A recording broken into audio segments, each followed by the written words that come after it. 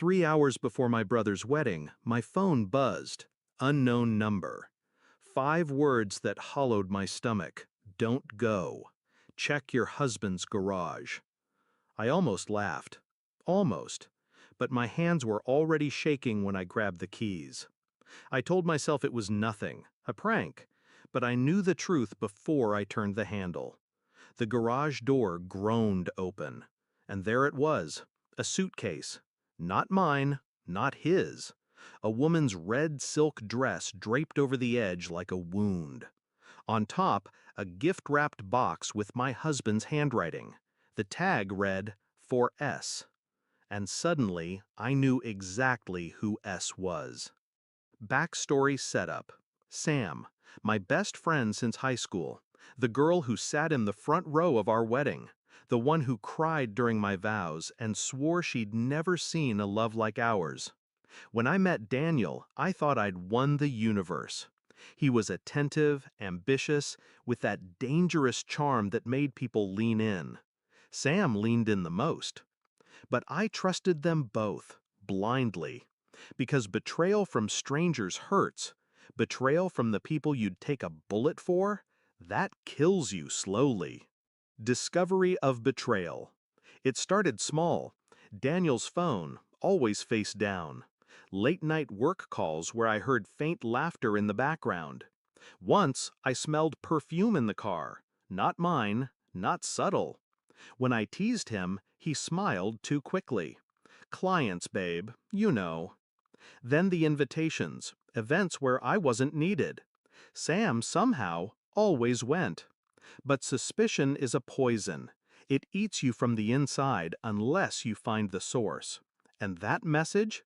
That was the needle straight to my heart. Shift in mindset. Strategic planning begins.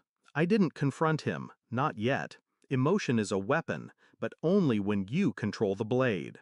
I took pictures of the suitcase, of the dress, of the tag with his handwriting. Then I called my lawyer, and my banker, and my brother's fiancé. 3 days later, I had everything I needed.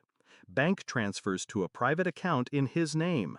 A second phone bill, one he'd hidden, with months of calls to Sam.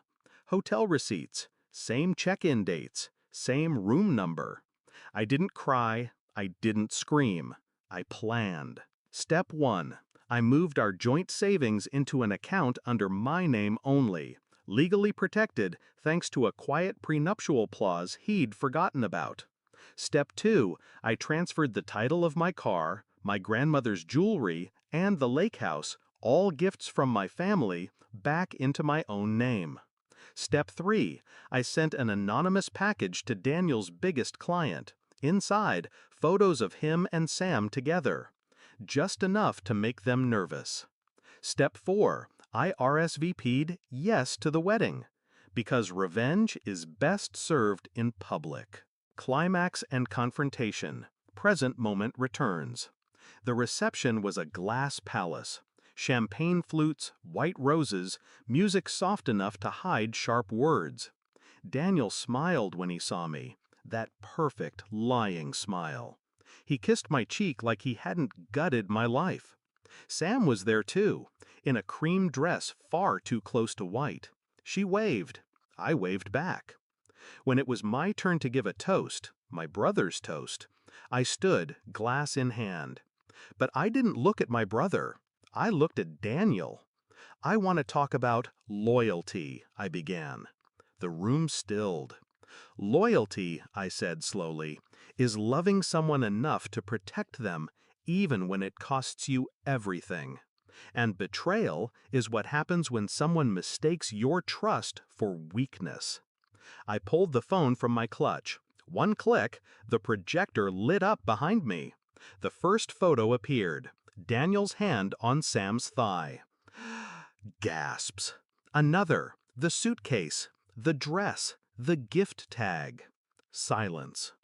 Daniel's face drained. Sam's lips parted, but no sound came. I didn't shout, I didn't cry. I just said, I wish you both the best in explaining this to everyone who matters to you.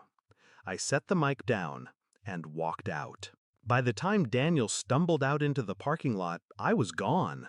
By the time he called, his accounts were empty, his reputation bleeding out through the phones of every guest. I didn't answer. Some people think revenge is about making them feel your pain. It's not.